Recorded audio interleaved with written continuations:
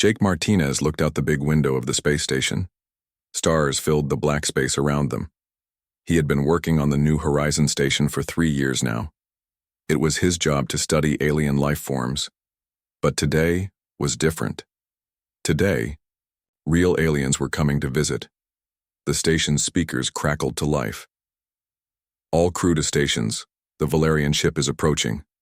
Jake felt his heart beat faster. He had read about the Valerians in reports. They were tall, smart, and very advanced. But no human had ever met one face to face. Captain Lisa Brown's voice came over the radio. "Jake, get to Docking Bay 2. You're our alien expert." Jake walked quickly through the station's white halls. Other crew members were moving around, getting ready. Everyone looked nervous but excited. Dr. Paul Warren nodded at Jake as he passed. "Good luck," the doctor said. At the docking bay, Jake waited with Captain Brown and a few other officers. Through the thick glass, they could see a silver ship. Coming closer, it was beautiful and smooth, unlike human ships. "Here they come," Captain Brown said quietly. The Valerian ship connected to their station with barely a sound. Jake had expected noise, but these aliens were very precise. A door opened with a soft hiss. 3 aliens walked through. Jake tried not to stare, but it was hard not to. They were taller than humans, maybe 7 feet tall. Their skin was silver and seemed to glow softly. They moved in a strange way, too smooth and perfect. The one in front was female, Jake thought. She had the same silver skin as the others, but there were blue patterns on her arms and face that glowed gently. Her eyes were large and completely black. "I am Zira Keth," she said. Her voice was musical, but had no emotion in it. "I will study your people before we begin talks." Captain Brown stepped forward.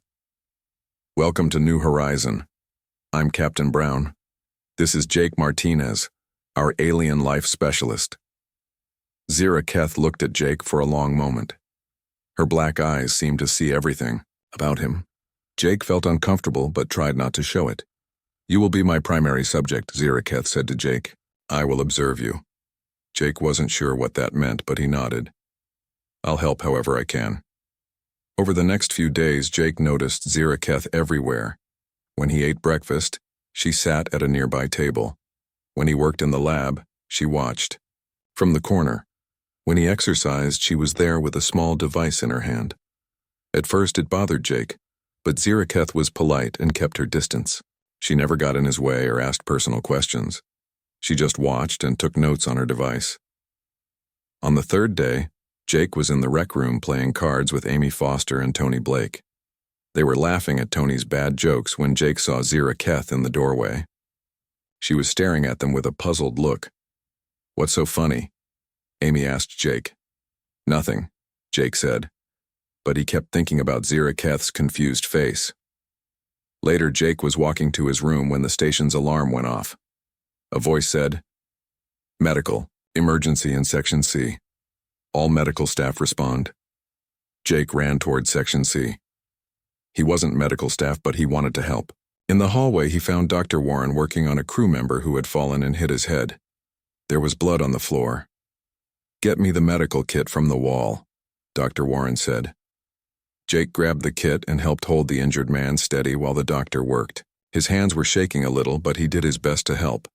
When it was over and the injured man was taken to the medical bay, Jake noticed Zira Keth had been watching the whole time.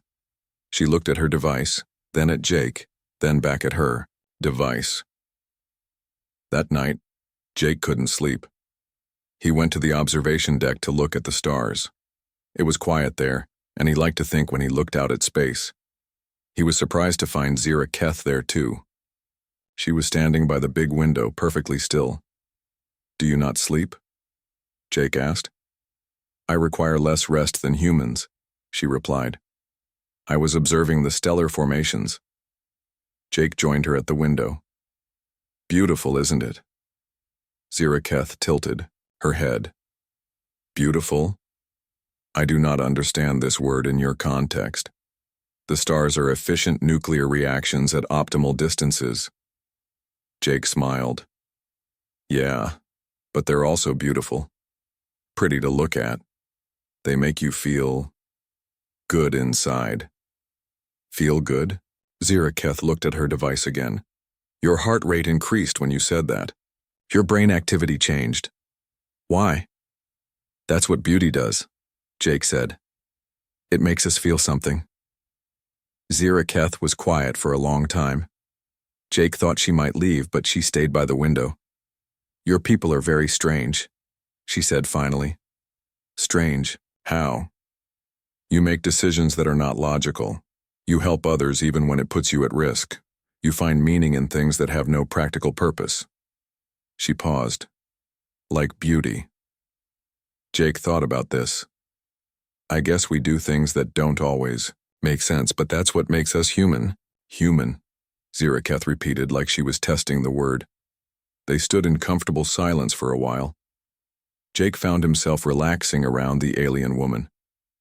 She was strange and different, but there was something about her that seemed curious, like she really wanted to understand.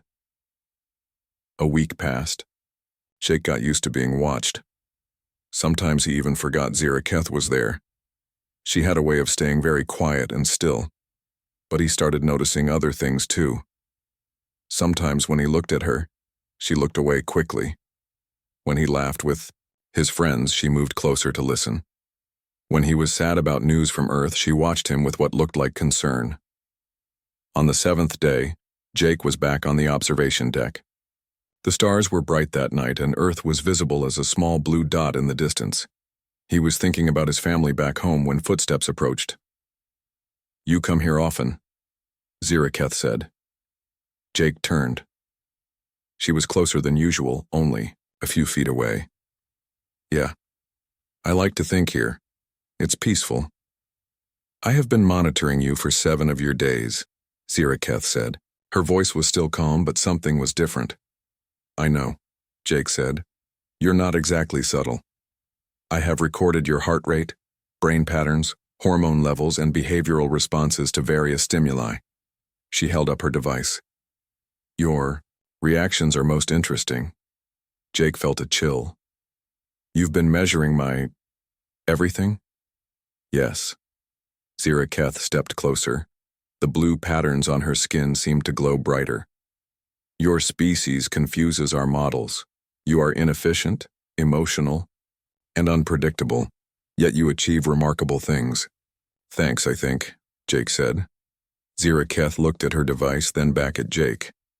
For the first time since he'd met her, something like expression crossed her face. It might have been curiosity, or something else he couldn't name. I must ask you something, she said. Your biological readings change when I am near. Your pupils dilate, your heart rate increases, your skin temperature rises slightly. She tilted her head, studying him. Do you find me attractive, human? Jake stared at her. The question caught him completely off guard, but as he looked at her silver skin, her glowing patterns, her large dark eyes that seemed to hold mysteries, he realized the answer was complicated. He started, then stopped. Why do you ask? I am trying to understand human responses, Ziraketh said. Your reactions to me are different from your reactions to other stimuli. I wish to know what this means. Jake looked out at the stars, then back at her. Yeah, he said quietly. I do find you attractive, but it's not just that. You're interesting, smart. There's something about you that makes me want to know more. Ziraketh nodded and made a note on her device. But Jake thought he saw something else in her expression. Something that looked almost like a smile. Jake couldn't sleep that night. Ziraketh's question kept playing in his mind. She had asked if he found her attractive like it was a science experiment, but there had been something else in her voice, something he couldn't figure out.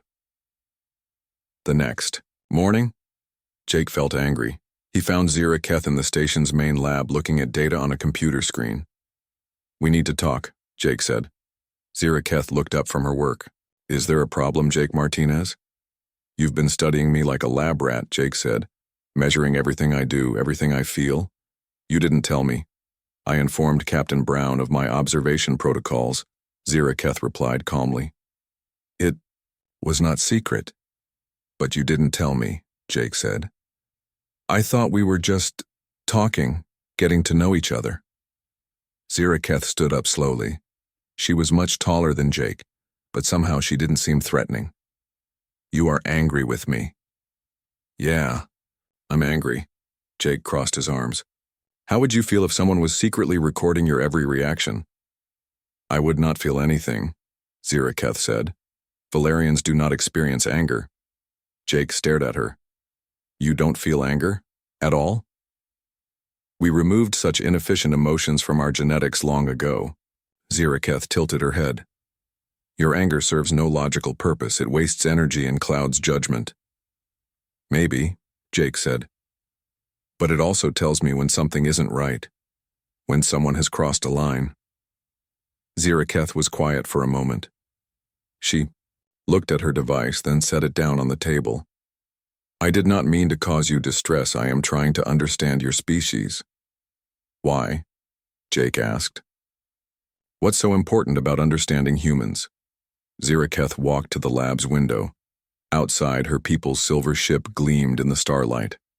My people are perfect, she said. We have no crime, no war, no conflict. We make all decisions, based on logic and efficiency. Sounds nice, Jake said. We have not created anything new in 200 years, Ziraketh continued. No new art, no new music, no new ideas. We have reached a state of complete optimization, and we are dying. Because of it, Jake moved closer to her. Dying how? Not physically, but as a people, we have stopped growing, stopped changing. We solve problems, but we do not create. We exist, but we do not live. She turned to look at Jake. Your people do things that make no sense. You create beauty for no reason. You help strangers who cannot help you back. You love even when it hurts you, and that interests you? It terrifies me, Ziraketh said quietly. And yes, it interests me very much. Before Jake could respond, the station's communication system activated. All personnel to Conference Room 1. Diplomatic talks begin in 1 hour. Jake and Ziraketh looked at each other. The formal negotiations were starting. In the conference room, humans sat on one side of a long table. On the other side sat 3 Valerians. Ziraketh was in the middle with 2 others Jake hadn't met before. Captain Brown introduced Commander Ryan Cole, who had arrived from Earth to handle the talks. On the Valerian side was Prime Coordinator Zenval and Military Advisor Velthar. Let's begin with simple exchanges, Commander Cole said. Technology sharing, cultural information, trade possibilities. Zenval spoke in the same emotionless tone as Ziraketh. We offer advanced propulsion technology, energy systems, and medical improvements. In return, we request biological samples and behavioral data. What kind of behavioral data? Amy Foster asked. She was the human cultural attaché. Your emotional responses, Velthar said. Your decision-making processes, your social structures. He paused. We believe your species could benefit from optimization. Jake didn't like the sound of that word. What do you mean by optimization? Genetic modifications to remove inefficient emotional responses, Velthar explained. Logical enhancement to improve decision-making. Social restructuring to eliminate conflict. Commander Cole frowned. You want to change what makes us human? We want to improve you, Zenval said, as we improved ourselves. Jake looked at Ziraketh. She was staring at the table, not looking at anyone. Something about her posture seemed uncomfortable. We appreciate the offer, Commander Cole said carefully. But humans value our emotions. They're part of who we are. Even the negative ones, Velthar asked. Fear, anger, sadness, jealousy. These cause suffering and inefficiency. They also cause growth, Jake found himself saying. Everyone looked at him. Sorry, I know I'm not supposed to speak here, but fear keeps us alive. Anger tells us when something is wrong. Sadness helps us value what we love. Velthar made a note on his device. Fascinating. You defend the very things that cause you pain. Because pain has meaning too, Jake said. It teaches us. It connects us to others who hurt. It makes joy more precious when it comes. Ziraketh looked up at Jake when he said this. Their eyes met across the table. For just a moment, Jake thought he saw something in her expression. Recognition, maybe, or surprise. The talks continued for hours. The Valerians offered incredible technology in exchange for studying human behavior, but they kept suggesting ways to improve humanity by removing emotions. Finally, Commander Cole called a break. We need time to discuss this privately, as everyone filed out. Jake noticed Ziraketh lingering behind. When the room was empty except for them, she approached him. Your words in there, she said. About pain having meaning. Explain this. Jake thought for a moment. When my grandmother died 2 years ago, I was very sad. The sadness hurt, but it also reminded me how much she meant to me, how much love we shared. Without the sadness, the love would have meant less. You choose to feel pain to make other feelings stronger? Ziraketh asked. I don't choose it exactly, but I wouldn't give it up. All our emotions are connected. You can't remove the bad ones without affecting the good ones too. Ziraketh was quiet for a long time. My people removed sadness, but we also removed joy. We eliminated fear, but we also eliminated wonder. We gained perfect logic, but we lost. She paused, struggling with words. What did you lose? Jake asked gently. I do not know the word for it. The feeling you get when looking at stars, the urge to create something beautiful, the desire to help others even when it costs you. She looked at Jake with those big black eyes. We lost what makes life worth living. Jake felt his heart speed up, not from attraction this time, but from understanding. Is that why you're really here? Not just to study us, but to learn how to feel again? I cannot speak for my people, Ziraketh said. But yes, that is why I am here. That evening, there was a formal dinner for both delegations. Jake found himself sitting across from Ziraketh. The conversation was polite but tense. Halfway through the meal, Velthar spoke to Commander Cole. Your people show promise, but you are held back by emotional instability. We could help you achieve what we have achieved. Perfect peace, perfect order, perfect efficiency. What's the point of perfection if you're not happy?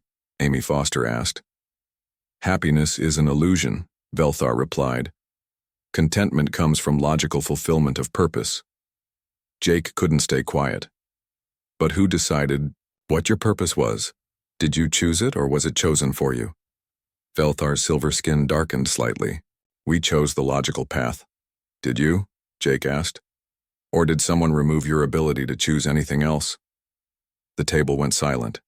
Jake realized he might have gone too far, but he was tired of listening to the Valerians talk about humans, like they were broken. You speak of choice, Velthar said coldly. Yet your choices lead to war, poverty, suffering. How is that better than our peace? Jake stood up. He knew he was breaking protocol, but he didn't care, because it's our choice to make, our suffering to bear, our joy to feel. You can't improve someone by taking away what makes them who they are. Even if what makes them who they are causes pain, Zenval asked. Especially then, Jake said. Because the alternative isn't improvement, it's slavery. You've made yourselves slaves to logic, and now you want us to join you. Jake sat back down, his heart pounding. He expected anger from the Valerians, but instead, he saw something unexpected. Ziraketh was looking at him with what could only be described as admiration. Later that night, Jake was walking back to his quarters when he heard footsteps behind him. He turned to find Ziraketh following him. That was quite a speech, she said. I probably shouldn't have said all that, Jake replied. I might have hurt the negotiations. No, Ziraketh said. You said what needed to be said. She moved closer. When you spoke about choice, about the value of pain and joy, something strange happened. What do you mean? I felt something. Here. She touched her chest. A warmth. A lifting feeling. Like I wanted to smile. Jake stared at her. You felt proud. Or happy. Or both. Is that what those words mean? Ziraketh asked. These feelings I cannot name? Yeah, Jake said softly. Those are emotions. And they're starting to come back. Ziraketh looked at her hands, then back at Jake. If my people knew, they would consider me contaminated. Broken. You're not broken, Jake said. You're becoming whole. For the first time since he'd met her, Ziraketh smiled. It was small and uncertain, but it was real. I think, she said slowly, I am beginning to understand what it means to be alive. The next few days were strange for Jake. Ziraketh kept coming to him with questions that seemed simple but weren't. Why do humans laugh? She asked one morning as they walked through the station. Because things are funny, Jake said, then realized that didn't help. Or because we're happy. Or sometimes because we're nervous. One response for multiple stimuli, Ziraketh said, making a note. Most inefficient. But Jake noticed she was watching crew members more carefully now. When Blake told a joke and everyone laughed, she moved closer to listen. When Dr. Warren smiled at a patient, she studied his face. 3 days later, Jake found her in the station's library, reading human psychology books on a computer. Research? He asked, sitting down next to her. I am experiencing malfunctions, Ziraketh said without looking up. My logical processes are being interrupted by unnecessary thoughts. Jake looked at the screen. She was reading about human emotions. What kind of thoughts? When I see you in danger during emergency drills, I feel distressed. When other humans ignore you, I experience what you might call irritation. When you succeed at tasks, I have sensations I cannot categorize. She finally looked at him. I believe I am becoming defective. You're not defective, Jake said gently. You're learning to feel. Feeling is inefficient, Ziraketh said, but she sounded less certain than before. Maybe, but it's also beautiful.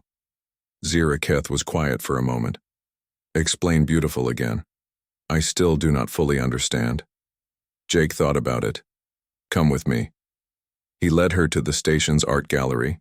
It was small, just a few paintings and sculptures that crew members had brought from Earth. Jake stopped in front of a painting of a sunset over the ocean. This is beautiful, he said.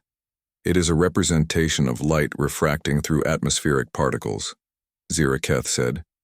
Yes, but what do you feel when you look at it? Ziraketh stared at the painting for a long time. I feel calm and something else. Like I want to continue looking at it even though I have already processed all the visual information. That's beauty, Jake said. The feeling that makes you want to keep looking. But why? Ziraketh asked. What is the purpose? There isn't. Oh, and that's the point. Not everything has to have a purpose. Some things just are. Ziraketh touched her chest where Jake had taught her humans feel emotions. I think I understand. A little. Their conversation was interrupted by an alarm. The station's emergency lights started flashing red. All crew to stations, Captain Brown's voice said over the speakers.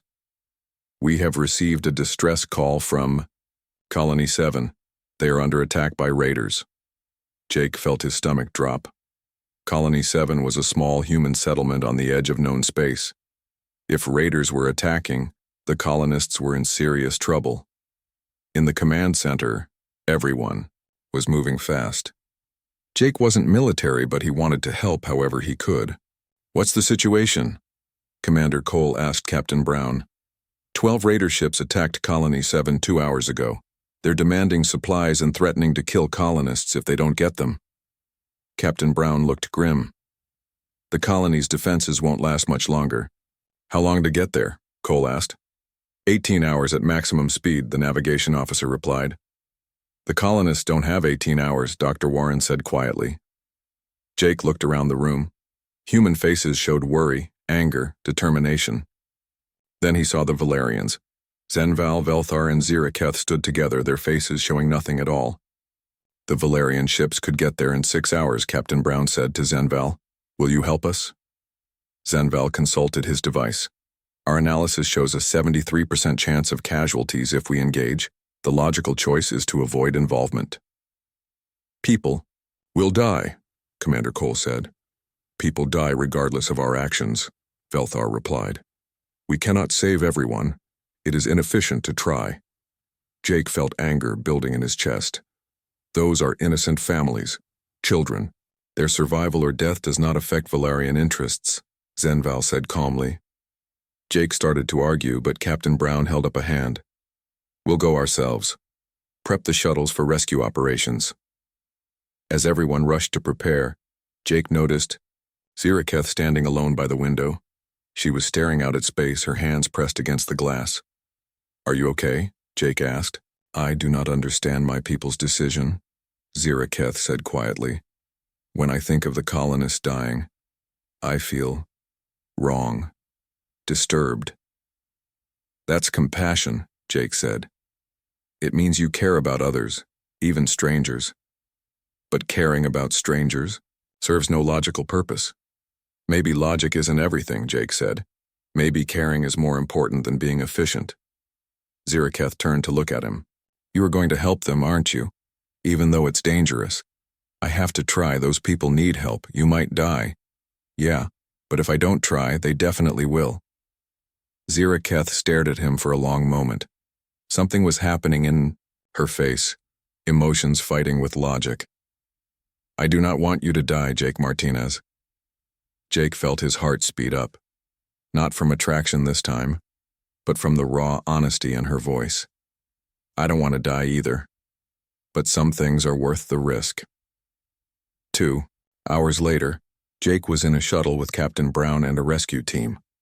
The plan was simple. Get to Colony 7 as fast as possible and evacuate as many people as they could before the raiders finished them off. But as they approached the colony, they found 12 raider ships surrounding the settlement. The colony's small defenses were failing. We can't get through that, the pilot said. Captain Brown studied the tactical display. We need a distraction, something to draw the raiders away from the colony. Jake was about to suggest they use the shuttle as bait when something appeared on the scanner. A silver ship was approaching fast. That's a Valerian vessel, the pilot said, surprised. The silver ship moved past their shuttle toward the raider fleet. Jake watched in amazement as it began attacking the raiders with precise, devastating efficiency. The raiders, caught off guard, scattered in confusion. All raider ships, withdraw immediately, came Ziraketh's voice over the communication channel. You are outmatched. Most of the raiders fled. The few that stayed to fight were quickly disabled by the Valerian ship's superior weapons. Rescue teams, you may proceed, Ziraketh said. The path to the colony is clear. Jake's shuttle raced to the colony's surface. They found chaos and destruction, but thanks to Ziraketh's intervention, most of the colonists were alive. Jake spent the next few hours helping load injured people into shuttles and organizing the evacuation. When they finally returned to New Horizons Station, Jake was exhausted but happy. They had saved over 200 lives. He found Ziraketh in the observation deck staring out at the stars. She looked different somehow, less perfect and controlled. Thank you, Jake said. You saved those people. I disobeyed direct orders from my superiors, Ziraketh replied. Zenval has already reported my actions as contamination. Contamination, emotional infection, loss of logical purity. She turned to look at Jake. They believe I have been damaged by exposure to human irrationality. Jake felt a chill. What does that mean? They will want to fix me, return me to proper Valerian behavior. Ziraketh was quiet for a moment. But I do not wish to be fixed. When I saw those colonists in danger, when I thought of you risking your life to save them, I felt something I had never experienced before. What was it? I felt that some things mattered more than logic, that some choices are right even if they are not efficient. She looked down at her hands. Is this what humans call love? Jake's heart nearly stopped. Love for who? For you. For the colonists I saved. For the idea that life has value beyond logical purpose. She met his eyes. I think I understand now why you defend your emotions, even the painful ones. Before Jake could respond, footsteps approached. Zenval and Velthar entered the observation deck, their faces stern. Ziraketh, Zenval said. You will return to our ship immediately for evaluation and correction. Correction? Jake stepped forward. What are you going to do to her? We will restore her logical functions and remove the emotional contamination, Velthar replied. It is necessary for her well-being. No, Ziraketh said quietly. Everyone stared at her. Valerians didn't say no to their superiors. No, Zenval repeated. I will not submit to correction, Ziraketh said, standing straighter. These emotions you call contamination. They allowed me to save 200 lives today. They gave my actions meaning beyond mere efficiency. They made you defective, Velthar said coldly. They made me alive, Ziraketh replied. Zenval consulted his device. You have 48 hours to reconsider. If you refuse correction, you will be permanently exiled from Valerian society. You will be considered dead to us. I understand, Ziraketh said calmly. The two Valerian males left without another word. Jake and Ziraketh were alone again under the stars. You can't give up everything for emotions you barely understand, Jake said. Can I not? Ziraketh smiled, and this time it was confident and sure. You said some things are worth the risk. I believe this is one of them.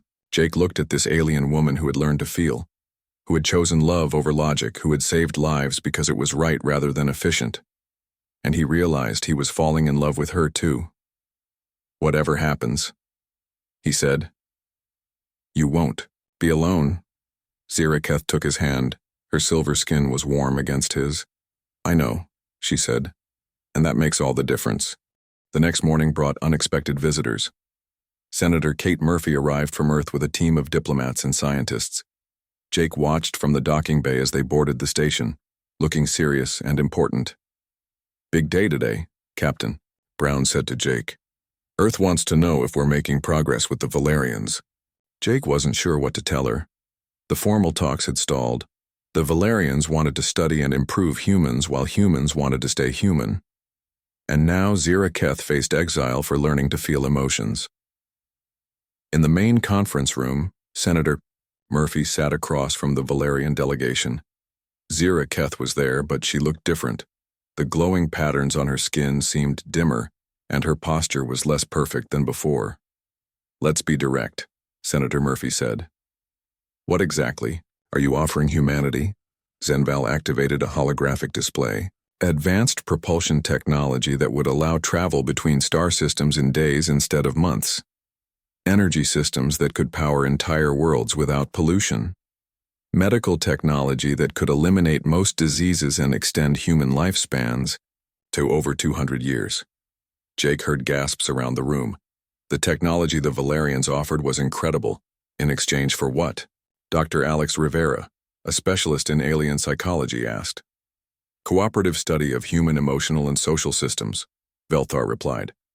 And voluntary participation in genetic optimization programs. You mean changing our DNA to remove emotions? Senator Murphy said flatly. To remove inefficient emotional responses that cause suffering and conflict, Zenval corrected. You would retain useful emotions like satisfaction from completing tasks and mild pleasure from social cooperation. Jake felt sick. They were talking about turning humans into something like the Valerians, logical, efficient, and empty. What about love? Amy Foster asked. Joy? Wonder? The emotions that make life worth living? Those emotions are the source of your greatest sufferings, Velthar said. Love leads to heartbreak. Joy makes ordinary life seem dull by comparison. Wonder leads to dangerous curiosity. Jake looked at Ziraketh. She was staring at the table, but he could see her hands shaking slightly. The emotions she had learned were making her suffer as she listened to her own people describe feelings as diseases to be cured. Senator, Jake said, knowing he was speaking out of turn. Can I say something? Senator Murphy nodded. I've gotten to know the Valerians over the past few weeks. They're incredibly advanced, but they're also... Jake struggled for the right words. They're dying inside. They solved all their problems by removing their ability to care about anything. They haven't created art, music, or new ideas in centuries. They exist, but they don't live. Velthar's skin darkened with what Jake had learned was the Valerian equivalent of anger. We have achieved perfect social harmony. You've achieved perfect stagnation, Jake shot back. And now you want us to join you in your beautiful, empty existence, Jake, Senator Murphy warned. But Zira Keth looked up from the table. He is correct, she said quietly. Everyone stared at her. Valerians didn't disagree with their superiors in public. Explain yourself, Zenval demanded. Zira Keth stood up slowly. I have spent weeks studying human emotional responses. I have experienced some of these emotions myself. Yes, they can cause pain, but they also create meaning, beauty, and growth that we have lost. You are contaminated, Velthar said coldly. Your opinions are no longer valid. My opinions were never valid, Zira Keth replied with growing strength.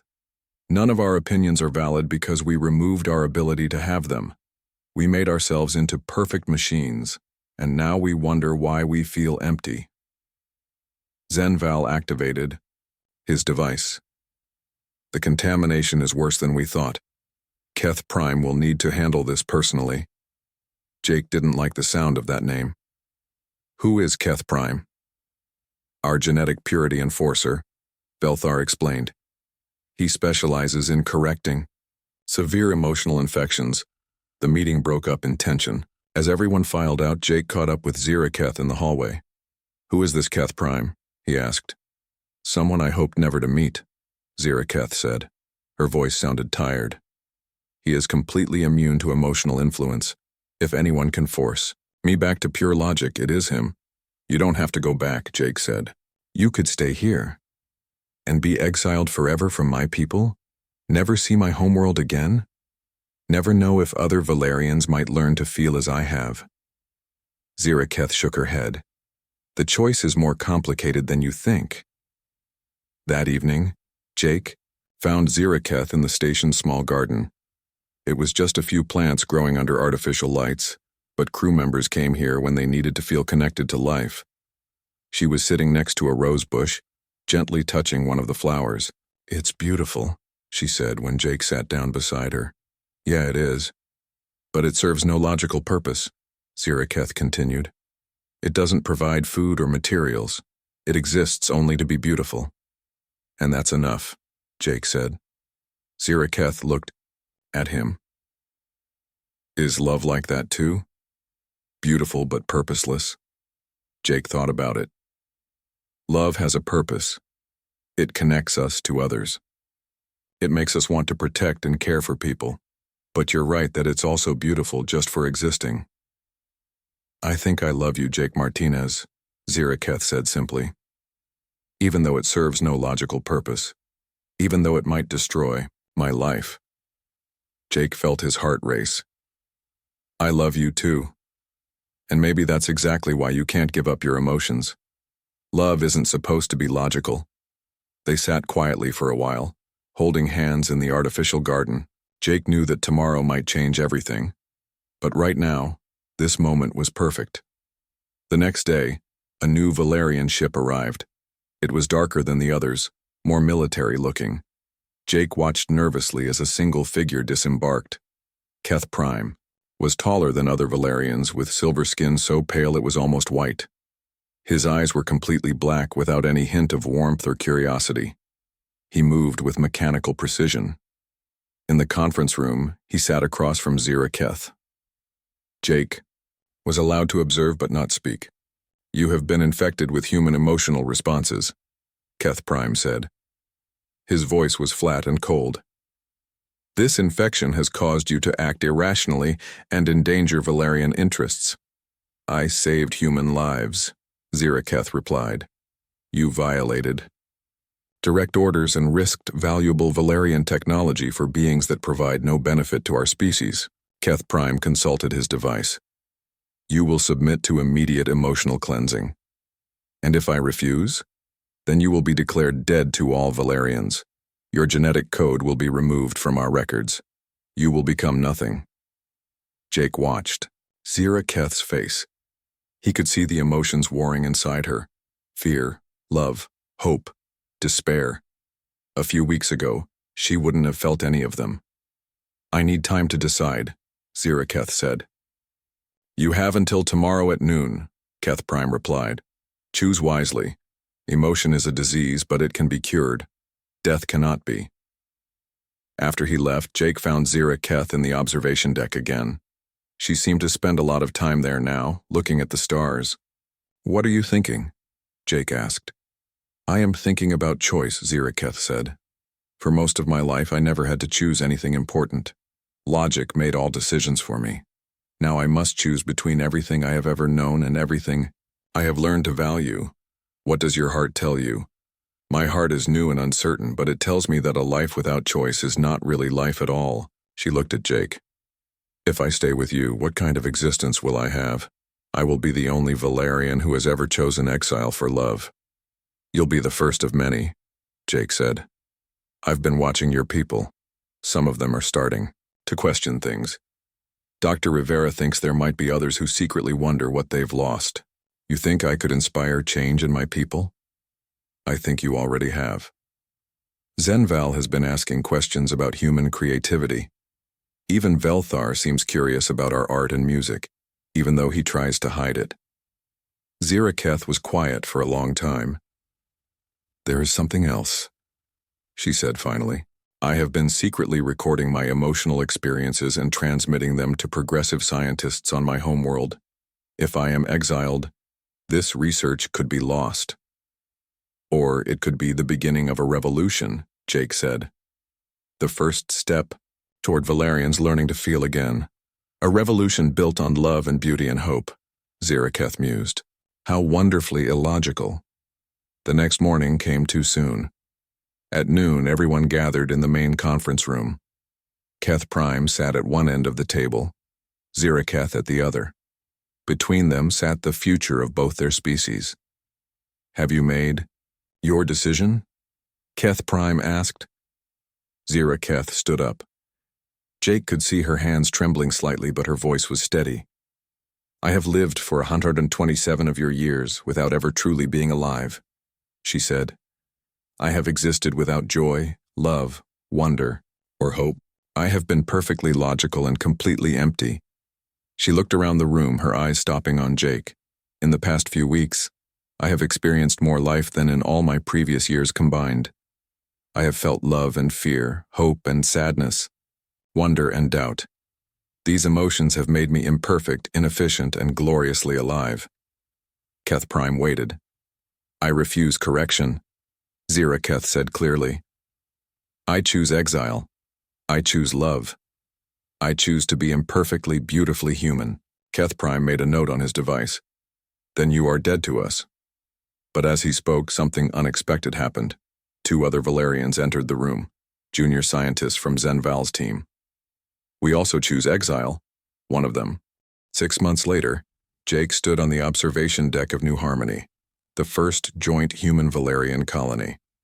Through the large windows, he could see both human and Valerian ships working together to build something entirely new. The integration. Chambers are working better than expected, Zira Keth said, joining him at the window. She looked different now, still silver-skinned and graceful, but with laugh lines around her eyes and a warmth that hadn't been there before. How many Valerians have gone through the process now? Jake asked. 47 have completed full emotional integration. Another 100 are in various stages. Zira Keth smiled, an expression that had taken her weeks to learn but now came naturally. Dr. Rivera says we're ahead of schedule. The emotional integration process had been Jake's idea, developed with help from both human psychologists and progressive Valerian scientists. Instead of the crude optimization the Valerians had originally proposed, they had created a careful, gradual way for Valerians to restore their emotional capacity without losing their logical abilities. It wasn't easy. Some Valerians couldn't handle the intensity of feelings and chose to return to their purely logical state. Others became overwhelmed and needed constant support. But many, like Zira Keth, found a balance between logic and emotion that made them more complete than either species had been alone. "Any word from the homeworld?" Jake asked. Zira Keth nodded. "The progressive faction is gaining support. My research data has been distributed to thousands of Valerian scientists. They're calling it the life studies, documentation of what we lost when we removed emotion from our genetics. And Keth Prime? Still fighting the changes, but he's losing ground. Even the military council is starting to question pure logic after seeing how effective human Valerian teams are in crisis situations." Jake remembered the rescue mission 3 months ago when raiders attacked a supply convoy. The mixed team of humans and emotionally integrated Valerians had performed amazingly. The humans provided creativity and intuition, while the Valerians provided precision and analysis. Together, they had saved the convoy with 0 casualties. "Jake, there's something I want to show you," Ziraketh said. She led him through the colony's corridors to a section he hadn't visited before. They stopped in front of a door marked Cultural Center. Inside, Jake found something that took his breath away. The room was full of art. Paintings, sculptures, musical instruments, and holographic displays filled the space. But this wasn't just human art or some logical Valerian equivalent. This was something new, a fusion of human creativity and Valerian precision that was beautiful in ways Jake had never imagined.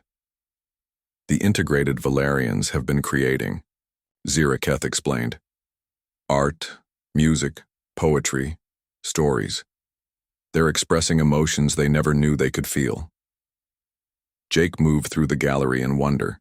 A painting showed a human and Valerian child playing together under 2 different suns. A sculpture captured the moment of first contact between their species. A piece of music played softly in the background, mixing human instruments with tones Jake had never heard before. "This is incredible," he said. "It gets better." Ziraketh led him to a smaller room where several Valerians were working on various projects. One was painting, another was writing, and a third was creating some kind of 3-dimensional light sculpture. "Valkyra, show Jake what you're working on," Ziraketh said to the painter. The Valerian looked up from her canvas. Her silver skin had developed a slight golden tint, something that happened to Valerians who had successfully integrated emotions. "I am painting the concept of hope," Valkyra said. "It is a human emotion that we had no word for in our language. But now that I can feel it, I want to share it with others." The painting was abstract, but somehow conveyed exactly what hope felt like. Reaching upward, bright but not overwhelming, fragile but persistent. "We're not just restoring emotions," Jake realized. "You're creating new forms of consciousness." "Exactly," Ziraketh said. "Neither purely human nor purely Valerian, but something that combines the best of both." They were interrupted by Danny Walsh, one of the human engineers working on the colony. "Jake, Ziraketh, you need to see this," he said excitedly. "We just got a transmission from the Valerian homeworld." In the communication center, a crowd had gathered around the main screen. On it was the face of a Valerian Jake didn't recognize, but her skin had the same golden tint as the emotionally integrated colonists. "This is Coordinator Vel Shen of the New Valerian Council," the figure said. "I am pleased to announce that the integration protocols developed at New Harmony have been approved for widespread implementation. Any Valerian citizen may now choose to undergo emotional restoration." Cheers erupted from both humans and Valerians in the room. Jake felt tears in his eyes, a purely human response that Ziraketh had learned to appreciate. "Furthermore," Velshen continued, "we are establishing cultural exchange programs with human worlds and opening joint research facilities for the study of consciousness, creativity, and what humans call the meaning of life." The transmission ended, and the celebration continued. Jake found himself pulled into hugs by humans and the more formal but equally joyful greetings of integrated Valerians. Later that evening, Jake and Ziraketh walked through the colony's central garden. It was larger now than the small space on the station where they had first talked about love. Plants from both Earth and the Valerian homeworld grew together, creating combinations of color and fragrance that neither world had ever seen alone. "A year ago, did you ever imagine this?" Jake asked. "A year ago I could not imagine anything," Ziraketh replied. "Imagination was impossible without emotions to drive it." She stopped walking and turned to face him. "Now I can imagine many things. A future where our species grow together instead of apart. Children who are both human and Valerian in spirit, if not genetics. Art and music and stories that neither of our peoples could have created alone." "What else do you imagine?" Ziraketh smiled, and in that smile Jake saw all the emotions she had learned. Love, hope, joy, and even a little mischief. "I imagine a question," she said. "What question?" "The same question I asked you on the station, but different now." She took his hands in hers. "I monitored your reactions when we first met. I asked if you found me attractive, but now I want to ask something else." Jake's heart sped up, just as it had that first day in the observation deck. "Do you find us attractive, human?" Ziraketh asked, gesturing to the colony around them, to the mixed community of humans and Valerians, to the future they were building together. "Do you find this life we're creating beautiful?" Jake looked around at the garden where two worlds' plants grew as one. He listened to the mixed sounds of human laughter and Valerian music. He thought about the art being created by beings who had learned to feel, the children playing together regardless of the color of their skin, the future spreading out before them full of possibilities no one could predict. "Yeah," he said, pulling Ziraketh closer. "I find it incredibly beautiful. Even though it's imperfect, even though we still make mistakes and feel pain and struggle with problems that pure logic could solve more efficiently, especially because of that," Jake said. "Perfect is boring. Imperfect is alive." Ziraketh laughed, a sound that still amazed Jake every time he heard it. "I love you, Jake Martinez. Not because it's logical, but because it's true." "I love you too," Jake replied. "And I love what we've built here, what we're all building together." As they stood together in the garden, Jake thought about the journey that had brought them to this moment. It had started with a simple question about attraction, but it had become something much larger. A story about the courage to feel, the wisdom to choose love over fear, and the beauty that emerges when different forms of life learn to grow together. In the distance, he could see the lights of ships arriving from both Earth and the Valerian homeworld. More people coming to join the experiment, to learn about emotions and logic, creativity and precision, the messy and wonderful experience of being truly alive. "What do you think will happen next?" Jake asked. Ziraketh looked up at the stars visible through the garden's transparent dome. Some of those stars had human colonies, others had Valerian outposts. Soon Jake knew some would have communities like this one, places where both species could learn from each other. "I don't know," Ziraketh said. "And for the first time in my existence, I find that uncertainty exciting rather than troubling." "That's very human of you," Jake said with a grin. "And very Valerian of me to analyze why that makes me happy," Ziraketh replied. "We really are creating something new, aren't we?" Jake nodded. They were creating something that was neither purely human nor purely Valerian, but somehow both and more. A synthesis of logic and emotion, precision and creativity, efficiency and beauty. It wasn't perfect, nothing worthwhile ever was, but it was alive and growing, and full of possibilities. And as Jake and Ziraketh walked hand in hand through their imperfect, beautiful garden, surrounded by the sounds of two species learning to live as one, they knew they had found something, worth all the risks they had taken to get here. They had found the future. 3 years later, at the dedication ceremony for the 10th Joint Colony, President John Mitchell of Earth and Prime Coordinator Vel Shen of New Valeria signed the Harmony Accords.